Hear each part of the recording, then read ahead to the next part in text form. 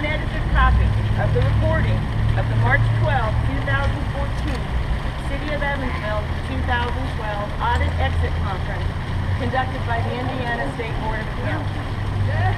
The people of Evansville deserve to know the truth. The audio recording will be posted on my webpage, www.brinkerhoffriley.com, immediately. It should have went live when I started talking.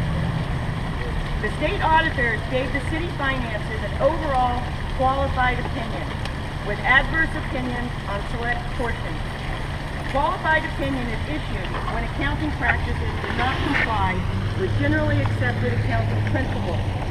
The Winnicke administration's inability to do basic bookkeeping means that the City of Evansville financial records are not acceptable under Indiana law or general accounting principles. Further, the balances reported on the books are not accurate. A key point raised by the auditors is that Mayor Lloyd Winnicke has not been able to balance the city's payroll account since he took office. This means the payroll account has not been properly reconciled since December 31st, 2010, nearly 4 years ago. This failure to reconcile the books is in spite of spending nearly $2 million on software support, an extra full-time employee, and consulting fees to outside accounting firms. The failure of the Winnicke administration to resolve the problems with the city's financial records may subject the taxpayer to higher interest rates when we borrow for upcoming projects such as the new hotel and the medical school campus. Even more, it shows a striking inability to perform one of the most basic functions of government, keeping track of our money. I call on the administration to immediately outline a plan for resolving all issues raised by the auditors prior to beginning the 2013 audit, and to present this plan to City Council for review and approval. I'm going to hand out a copy of this, and I'm going to tell you at the bottom of my press release are some things that you should be listening for when you listen to this audit. The city did not properly record payroll funds in 2012. Balances may be incorrect, and they don't permit auditing. City fund balances, including water and waste funds, were not properly reconciled to bank balances in 2012 at all. 2012 funds submitted for audit were overstated due to checks discovered on the outstanding list that had already cleared the bank and incorrect postings to the ledger. Auditors found fund transactions withdrawn from incorrect accounts and random adjustments that were added and then later deleted when submitted for audit. The city has failed to design effective controls for the preparation of bank reconciliations to prevent or detect material weaknesses. And the city has failed to design effective controls over the posting of payroll funds to prevent or detect mistakes. The city cannot balance, cannot reconcile its payroll accounts. The city does not do bank reconciliations, monthly bank reconciliations. We currently show funds of almost $500,000 more than the city balances. This is one of my favorites. Payroll and pension check sampling showed payments in incorrect amounts, with overpayments to our employees and underpayments to our pensioners. I'll take some questions. What are you trying to accomplish by releasing this? The city of Evansville is in qualified opinion limbo. Forget about 2012. We are not prepared for 2013. This city cannot, right now today, get a clean audit. This is a financial records crisis. It's May of 2014. Where is our audit for 2012? The people need to know this right now, because we have to do something. We have to do something. And citizens of Evansville are entitled to the chance for a clean audit for 2013. But the audit still is not final, is it? That's not true. An exit conference is nothing more than a courtesy to a municipality where the audit results are revealed. But the municipality is not going to respond. They have a right to put written comments in the report. I challenge you to listen to the audio and tell me that it's not the final audit.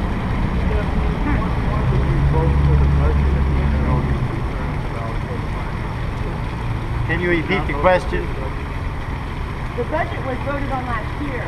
The exit conference was March 12th. You'll hear in the audit, in the audio, that we haven't been told. That's the first time we know, March 12th, that it's not 2012 is the problem, it's right now. We don't know that until March 12th. You vote in favor of the bond or That's correct. I agreed to a blind bid back in January, and I do believe in that project. But that was a blind bid that I had already consented to. It's not true that some of these problems started before the election board thing.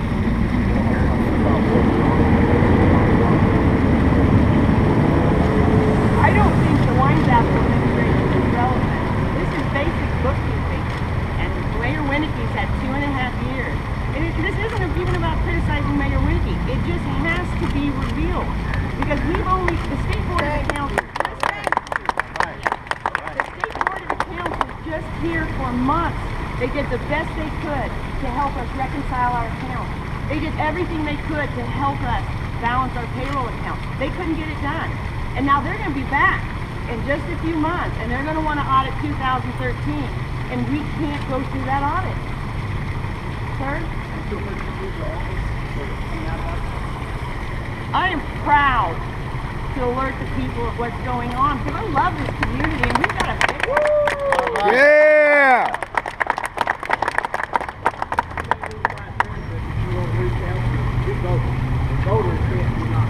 This isn't about me. Anything about me is a complete red herring. What if I were an awful person? What would that have to do with the fact that this city cannot get a clean audit right now today? Amen. Amen. I do not believe that I have broken the law, and I welcome the scrutiny.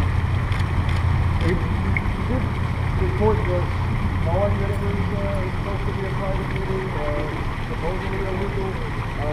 No, I don't believe that I've done anything illegal at all. And now by setting it, again, I do not believe I'm doing anything inappropriate. And I think the question we should be asking, and that people should be concerned about, is why we can't get a clean audit in this city, and what are we going to do about it? Right. Legality aside, how can people trust their meetings? I think Lloyd Winnecke should be concerned about getting a clean audit before the end of his term. My question is, how can people trust you? I think the people do trust me. Amen on that! Yeah! Sure do. The only one you can trust. Yeah! Right. Our mayor is crooked!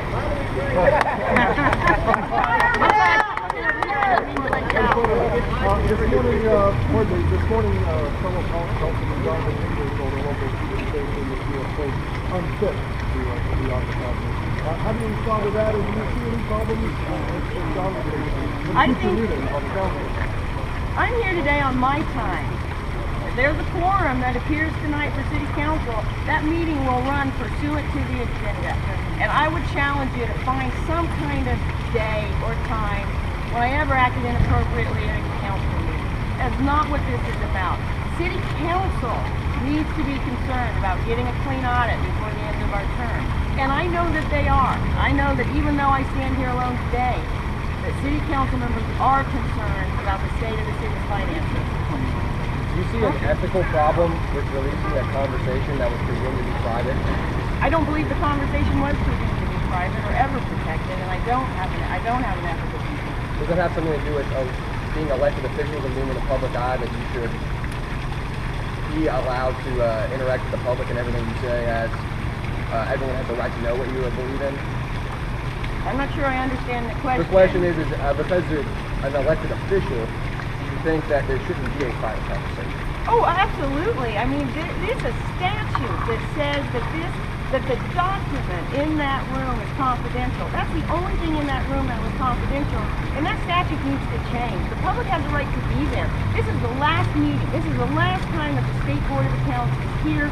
It's your only opportunity to ask them questions, and why should I be the only one that gets to do it? All right, all right. Yeah. All right. Did anyone else know that you were recording the interview, and did anyone else ask you to do so?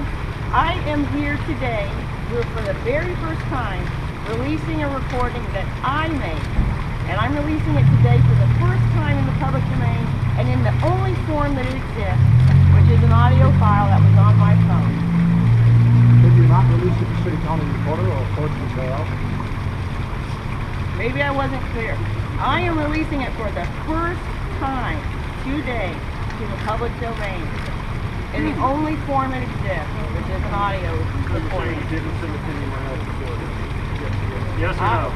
No. I am releasing it today for the first time to the public domain. So John Brandon is the next line. I don't know the basis of what has been said. I only know what I have a first-hand knowledge of. I made a recording. Initially, the recording was just to document and to wait for the report to be released. But now that we've waited over 2 months, and the fear that we aren't going to get it together in time for a 2013 audit, we just have to, I cannot know that the public knows that I understand the current crisis we're in and not tell them. Stephanie, can you tell us how you recorded the meeting? Was it an iPhone, or was it in plain sight, or was it in a pocket, or? I use my phone, which I use all the time when I practice law. It's just a substitute for taking written notes. Stephanie, if the city plan were in our situation, what would be the way to look? That's not a question I can answer. How long the recording was too long? This was a conversation I hoped to have when the audit was released. But that opportunity has not yet come. And we must act so that we are prepared for the 2013 audit. Another matter has popped up in Washington. Goes down to something called first post that is connected to you, from the library days. I think what people ought to be afraid of is the inability for this city to get a clean audit. And again, I welcome whatever scrutiny from whatever form as to what I've done. I asked all about first. I don't have a response to that. I've stood here today and what I've said and what I've done, I think addresses the majority of allegations that have come out over the weekend, and frankly the rest of them don't deserve a response. Connie? Well, you're a lawyer, and I understand that as Marbury versus Madison says, all laws that are repugnant to the Constitution are null and void. So I hope you can do something about laws, secrecy laws, which are counter to the public's interest. Yeah, the state legislators should change this law. They should do so retroactively. The public should be involved in these exit conferences. They have a right to know. All right. All right. Thank you very much. All right. Thank you. Thank you. Thank you. I'm not going to answer any more questions. The conversation needs to move forward. I'm available to talk about the state of the city finances, so I would encourage you to listen to the tape.